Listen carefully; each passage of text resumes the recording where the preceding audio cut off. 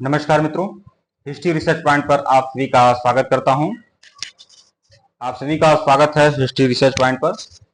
और आइए, Haryana assistant professor के लिए लेक्चर्स चल रहा है और यह तीसरा लेक्चर्स वीडियो है मित्रों। तीसरा लेक्चर वीडियो है हरियाणा असिस्टेंट प्रोफेसर के लिए, हिस्ट्री सब्जेक्ट के लिए। ठीक है, जो लोग हमारे कोर्स को ज्वाइन करना चाहते हैं हमारे कोर्स को ज्वाइन कर सकते हैं।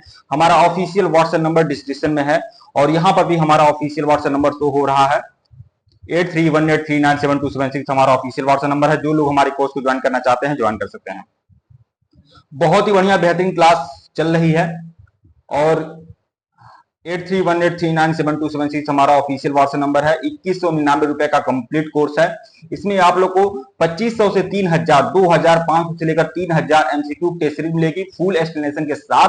और साथ ही साथ आप लोग को हैंड रिटन नोट्स भी मिलेंगे, पीपीटी नोट्स मिलेंगे, लेक्चर्स वीडियो मिलेंगे, लेक्चर्स वीडियो की सारी टेस्ट सीरीज मिलेगी। और यह आप लोग दे सकते हैं, यह पूरा का पूरा कोर्स जो है ये आप लोग दे सकते हैं। बहुत ही बढ़िया पीपीटी फॉर्मेट में सारे के सारे नोट्स आपको मिलेंगे। आपकी तैयारी बहुत ही धाकड़ तरीके से होगी। और मैं यह भी बता दूं, ये 1 ईयर सब्सक्रिप्शन के साथ है। हरियाणा असिस्टेंट प्रोफेसर हो, राजस्थान असिस्टेंट प्रोफेसर हो, उत्तर प्रदेश के राजकीय डिग्री कॉलेजों में या उत्तर प्रदेश में जो असिस्टेंट प्रोफेसर की भर्ती आने वाली है या फिर आई अभी परीक्षा नहीं हुई है, सबकी तैयारी आप लोग का ऑल इंडिया असिस्टेंट प्रोफेसर की तैयारी इसी फीस में आपकी होगी। ठीक है, तो जो लोग हमारे कोर्स को ज्वाइन करना चाहते हैं ज्वाइन कर सकते हैं। आइए, आज चौथा लेक्चर वीडियो जो है वर्ण एवं आश्रम व्यवस्था पे है। वर्ण एवं आश्रम व्यवस्था पे है। वर्ण का मतलब आप जानते हैं कि 4 वर्ण हैं, ब्राह्मण, क्षत्रिय, वैश्य, शूद्र। और 4 तरह के आश्रम व्यवस्था भी है। 4 तरह की आश्रम व्यवस्था है, ब्रह्मचर्य आश्रम, गृहस्थ आश्रम, वानप्रस्थ आश्रम और संन्यास आश्रम। तो इसी हम लोग देखेंगे। दोनों टॉपिक को बहुत ही अच्छे तरीके से देखेंगे हम लोग। ठीक है, पहले हम लोग वर्ण व्यवस्था का वाला टॉपिक देख लेते हैं। वर्ण क्या है? तो देखिए, यह तो आप लोग जानते हैं ना, यह तो बिल्कुल आप लोग जानते हैं कि विराट पुरुष के मुख से ब्राह्मण का, ठीक है, मुख से ब्राह्मण का और हाथ से क्षत्रिय का, जंघे से वैश्य का और पैर से शूद्र की उत्पत्ति हुई है पौराणिक मान्यताओं के अनुसार। ठीक है, तो ये जो 4 वर्ण की उत्पत्ति हुई है, ये 4 क्रम बताते हैं। ठीक है, मतलब ब्राह्मण, क्षत्रिय, वैश्य, शूद्र चारों का समाज के प्रति क्या दायित्व है इसके बारे में भी बताते हैं। ठीक है, तो हिंदू धर्म में 4 वर्ण हैं। देखिए, आइए बताता हूं। जो लोग कोर्स को ज्वाइन करना चाहते हैं ज्वाइन कर सकते हैं। 2199 रुपए का कोर्स है। हमारा ऑफिशियल व्हाट्सएप नंबर डिस्क्रिप्शन में ऊपर भी शो हो रहा है। वर्ण व्यवस्था मैंने बताया ना, 4 तरह के वर्ण, 4 वर्ण हैं, ब्राह्मण, क्षत्रिय, वैश्य, शूद्र। ठीक है, हिंदू धर्म में 4 वर्ण या सामाजिक वर्ग हैं, ब्राह्मण, क्षत्रिय, वैश्य और शूद्र। ठीक है, अब देखिए वर्ण क्या है और जाति क्या है, इसमें भी अंतर है। देखिए, वर्ण से जातियों की उत्पत्ति कैसे हुई। देखिए, 4 वर्ण हैं, लेकिन इस समय हमारे देश में कितनी जातियां हैं? 6400 जातियां हैं। 6400 जातियों वाला यह हमारा देश है। ठीक है, तो ये 4 वर्ण से 6400 जातियां कैसे बनी? तो मैं आपको बता दूं, अनुलोम एवं प्रतिलोम विवाह के फलस्वरूप ये जातियों की उत्पत्ति हुई है। अनुलोम एवं प्रतिलोम विवाह से ही आपकी जातियों की उत्पत्ति हुई है। अनुलोम एवं प्रतिलोम विवाह जानते हैं, जैसे उच्च वर्ण की कन्या का विवाह, उच्च वर्ण की कन्या का विवाह एवं उच्च वर्ण की कन्या का विवाह अगर निम्न वर्ण के अपने से निम्न वर्ण के पुरुष के साथ होता है तो ऐसे विवाह को प्रतिलोम विवाह कहते हैं। जब उच्च वर्ण का पुरुषों और निम्न वर्ण की कन्या का विवाह जो होता है उसे अनुलोम विवाह कहते हैं।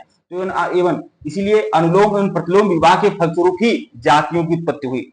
ठीक है, तो यह देख सकते हैं, यह है विराट पुरुष और विराट पुरुष के मुख से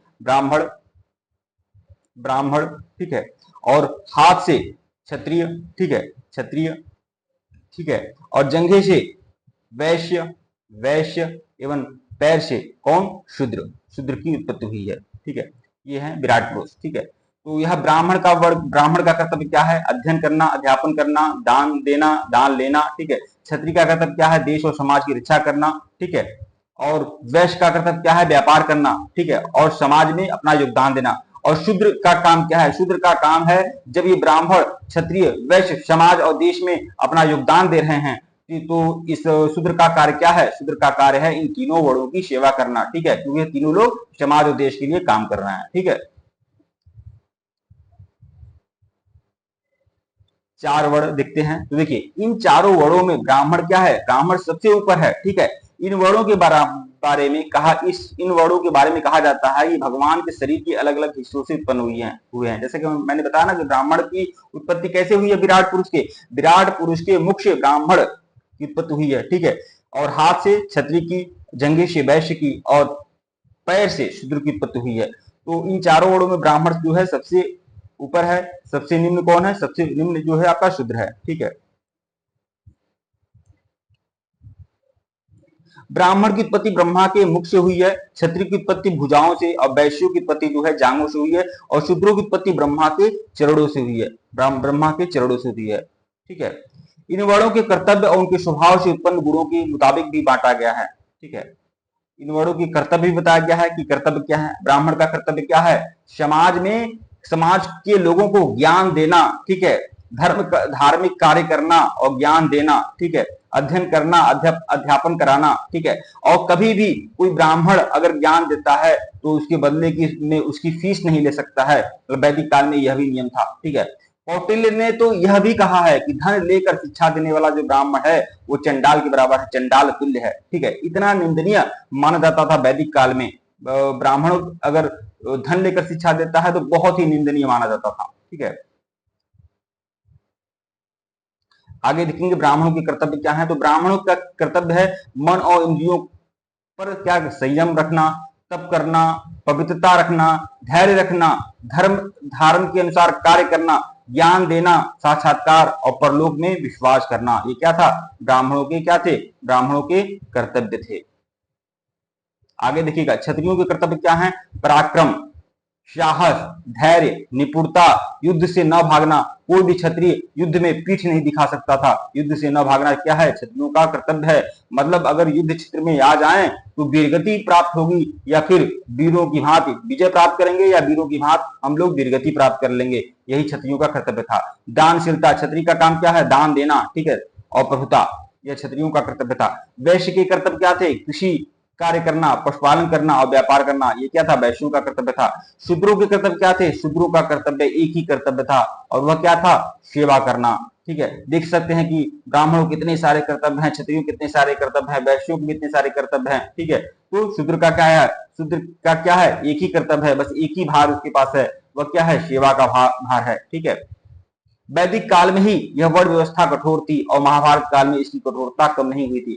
वैदिक काल में क्या थी? वैदिक काल में देखिए, ऋग्वैदिक काल में वर्ण व्यवस्था जो थी कठोर थी, लेकिन उससे ज्यादा कठोर कब हो गई? उत्तर वैदिक काल में। और उससे भी ज्यादा कठोर हो गई धर्मशास्त्रों के काल में, महाभारत काल में, ठीक है।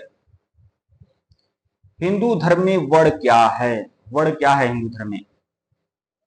तो मैंने बताया ना कि 4 वर्ण थे, ब्राह्मण, क्षत्रिय, वैश्य, शूद्र। लेकिन वर्ण शब्द का शाब्दिक अर्थ भी देखेंगे तो यहाँ पर देखिए, हिंदू धर्म में वर्ण शब्द हिंदू समाज की 4 पारंपरिक सामाजिक श्रेणियों को दिया गया था।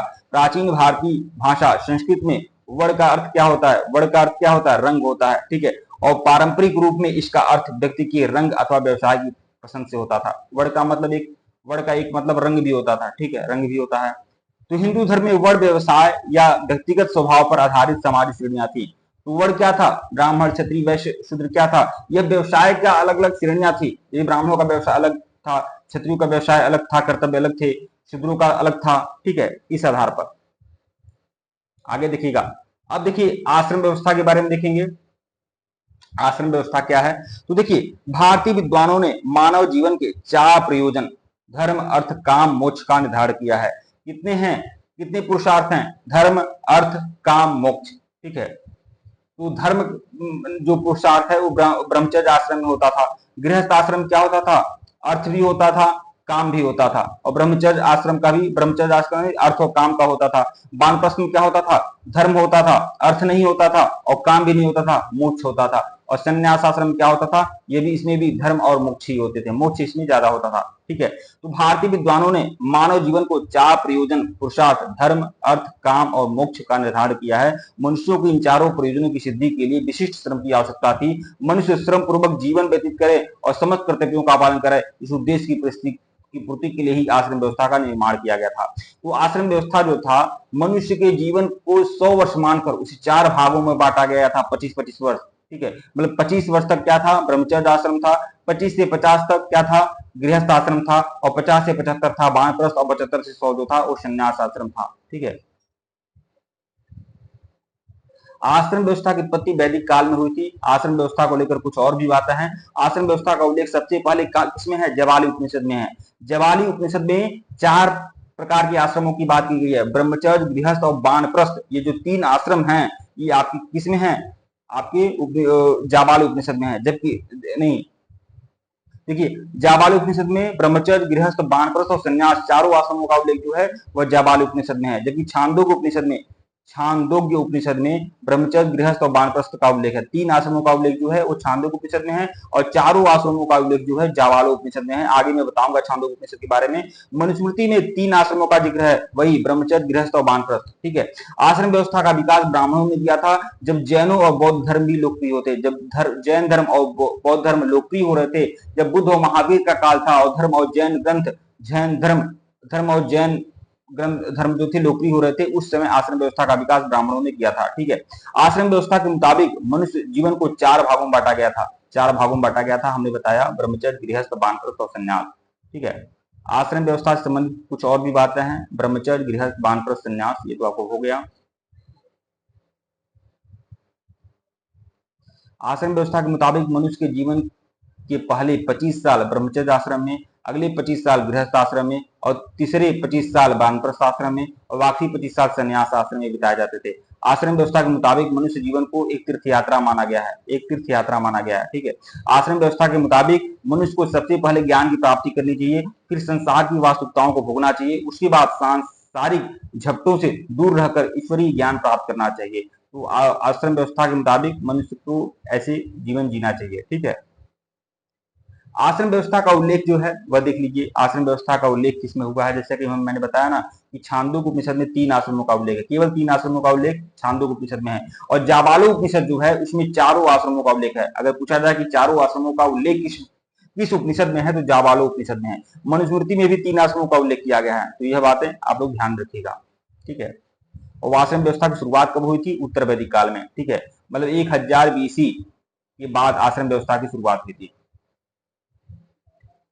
अब हम धीरे धीरे सभी आश्रमों के बारे में देखेंगे। ब्रह्मचर्य, गृहस्थ, वानप्रस्थ और संन्यास आश्रम के बारे में थोड़ा थोड़ा देखेंगे। तो जन्म से लेकर 25 वर्ष तक का जो अवधि था ब्रह्मचर्य आश्रम का था। ठीक है। तो वैदिक धर्म की वर्णाश्रम व्यवस्था का पहला आश्रम था ब्रह्मचर्य आश्रम। ब्रह्मचर्य आश्रम की अवधि जो थी जन्म से 25 साल तक। इस आश्रम का पालन करने वाले विद्यार्थियों को भावी जीवन के लिए शिक्षा ग्रहण करनी होती थी। ठीक है। उसमें क्या होता था, जो बच्चे होते थे, जो बालक होते थे, वो कहाँ जाते थे? गुरुकुल में जाते थे और शिक्षा ग्रहण करते थे। ठीक है।